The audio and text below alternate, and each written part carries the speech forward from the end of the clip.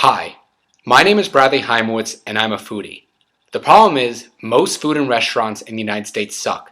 Just look at the news.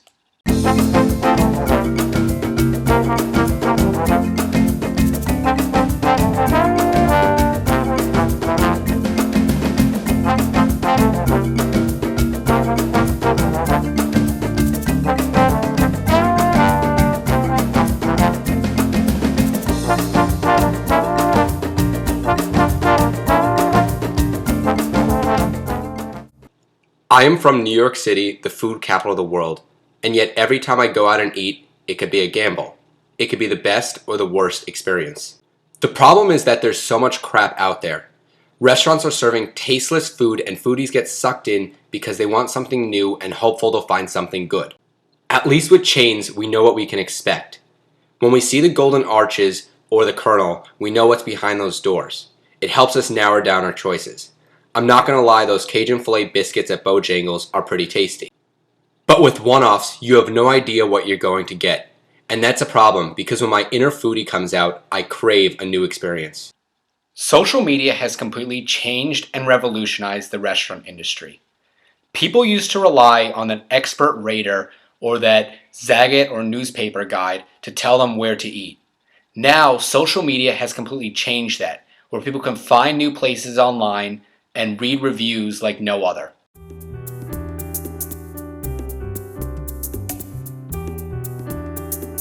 When I go up on Eater and just watch the comments over something inconsequential, there are people, most of it's negative,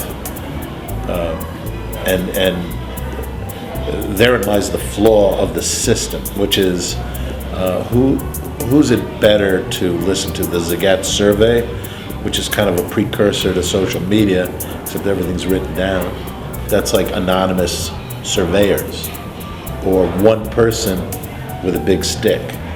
Now, if you respect the one person who's the food critic of the New York Times, at least you have 52 weeks in the year to review how they react to something. Typically, reviewers that review food professionally are much more objective. They're much more looking, to try, give it, make sure it's not just a one-off bad experience. So, I think that objectivity is the biggest thing, that I see that's different. The reviews themselves, especially from, like Zagat's a little bit different. Obviously, it's more anonymous. Obviously, it's specifically anonymous. You don't know who anyone who's writing it in. The commentary. From what I understand, it tends to be similar amongst multiple write-ins. So there's a little bit more of a continuity to it. I think you get, rather than have to read through 500 Yelp reviews to get a sense of what's going on with Zagat in one short paragraph, you can get a sense of what a large amount of people think about a place. One of the nice things about a newspaper review is that it's a real review. So number one, it's edited. So there's a huge difference there. There's no editing. There's no filter of any kind with a Yelp or any kind of an online review. Typically reviewers that review food professionally are much more objective. They're much more looking, to try, give it, make sure it's not just a one-off bad experience. So I think that objectivity is the biggest thing, that I see that's different.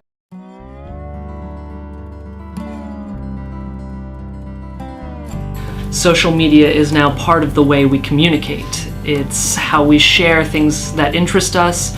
It's how we keep in touch with friends that aren't in our immediate circles. So people post on social media to express themselves in the digital world, which is becoming more and more important to us. People post on social media because social media is a way for people to connect with each other. So whether it's connecting with long-lost friends they don't regularly get to see, or more and more so now connecting with brands and leaders. The other way social media is impacting our culture is that now that we have an additional channel to communicate through, it's sort of eliminating the need for more face-to-face and actual direct communication. So if I can follow you on Twitter or Facebook, then I no longer have a need to call you regularly to check in. So yes, it's a two-way dialogue, but it's kind of creating a different, less personal way to communicate with people. So it's kind of affecting the dynamic of personal relationships that way. The biggest change I've noticed with social media in the last 5 years has to do with the rate of adoption. So, Facebook came out, Twitter came out, YouTube, these things came out, and at first they were shiny new toys, but the way that the mass markets have adopted them and used them daily is really what kind of fascinates me. So a few years ago in marketing, everyone was trying to figure out how to use these markets, how to leverage them. Now it's not kind of a question of that, but now that these have a seat at the table, how do they fit into the mix of everything else? So it's not okay just to be on Facebook or to be on Twitter, but how can you build a relationship with your customer via traditional channels like email and phone, but also using social media as a part of that. So just really the level of acceptance and widespread use of social media has really surprised me how quickly it's happened in the past 5 years. Businesses are realizing that social media is customer-centric. Businesses are establishing themselves on social media, on all platforms, or platforms that are specific to their audience. And they're doing that to engage current customers, to generate positive feedback, recommendations, and really they're realizing that everyone on social media is a potential customer, and not being there is missing out. I'm somewhat of a traditionalist. That doesn't mean I still play albums or type on a typewriter, but Facebook and Twitter for me were things that my children were involved in, and I didn't think that the parents of my children should be involved in Facebook. Twitter might be a little bit different. Irregardless of all that, the people who work for me, who are younger, who are in public relations, established a Facebook page and a Twitter page, which we're not that active in. Let's just say that we don't use those two things to promote in the manner of which perhaps other people do, but we do have a page. Twitter is kind of a spin-off to our Facebook announcements. Really, everything's pretty linked and connected, and we use it mostly just to communicate events, experiences, exciting new dishes that we're launching, and it's just really a way for us to keep looped in to our Facebook fans and extend that step further. We also will retweet a couple of partnerships and special experiences that we've had with other groups that might have shared something really important that we feel is of value, but for the most part it's a very organic experience with our Twitter account. It's just something that kind of happens naturally.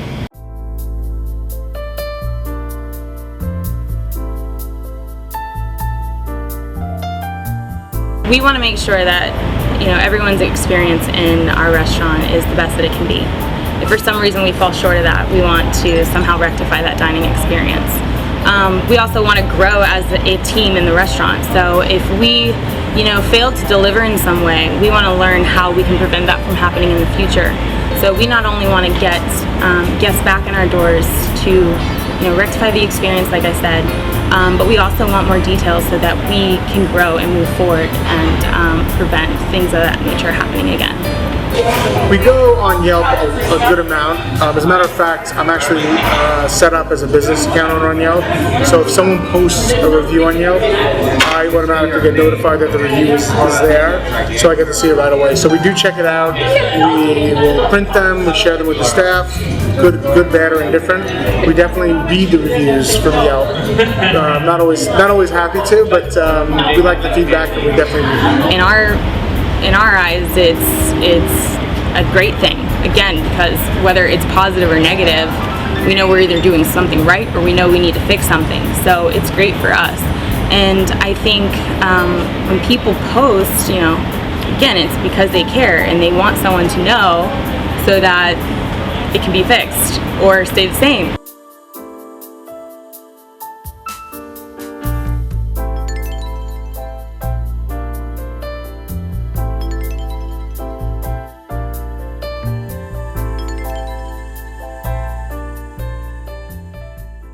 With Yelp, what I would really like to see is the one-off reviews that they allow anyone to sign up and instantly write one review. And I feel like there should either be a certain minimum before all the reviews. In other words, they'd have to write like 10 reviews and then all 10 would be published, or at least 5. But you have an anger factor, not just with us. And I thought I've seen so much with us, but with other restaurants too, where you see one review from one person, and that's the only review they've ever written. So I don't really like that aspect of it.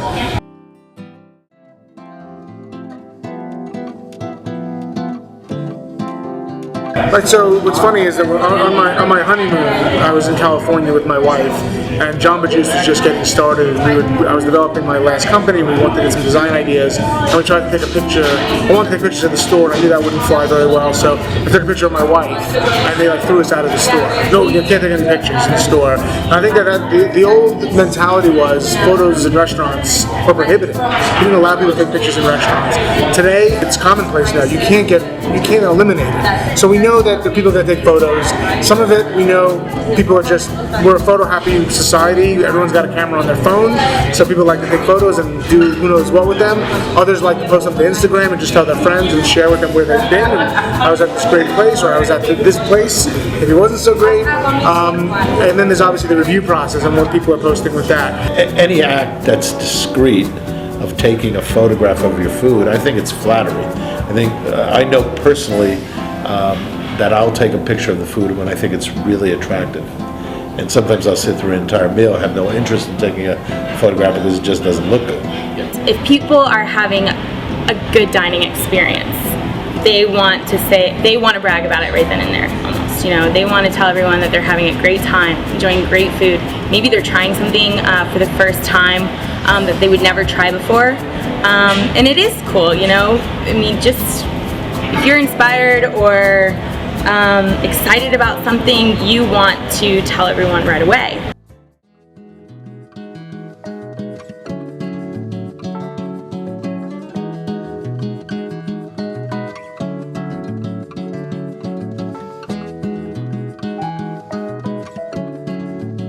Yelp and Urban Spoon, I feel like, especially in the past, probably 6 months, a year, I would say, I'm not seeing nearly as many posts as there have been in the past.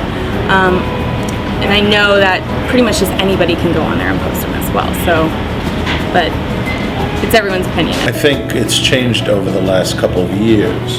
That when it first hit the public eye, that people were probably on these sites a lot more than they are today. I think they're probably on the sites today if they're planning on going to your restaurant, and especially if your restaurant is expensive. I really believe that there's a mistake to put all restaurants in one big fishbowl.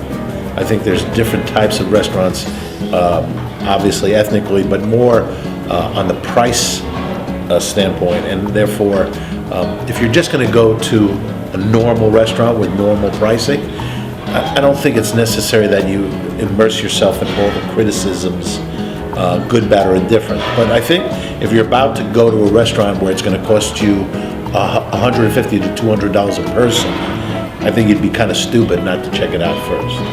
It hit us early on that online reviews are here to stay. There's no question that they're not going away anytime soon. That's I guess you could argue it's the beauty or the lack of beauty of the internet is that we're very, anyone who has a thought can say it very quickly in 140 characters or less, or 140 characters or more if they want to write a real review. They're here to say. People are going to always want to voice their opinion about stuff, and I think people in general believe that people want to hear what they have to say.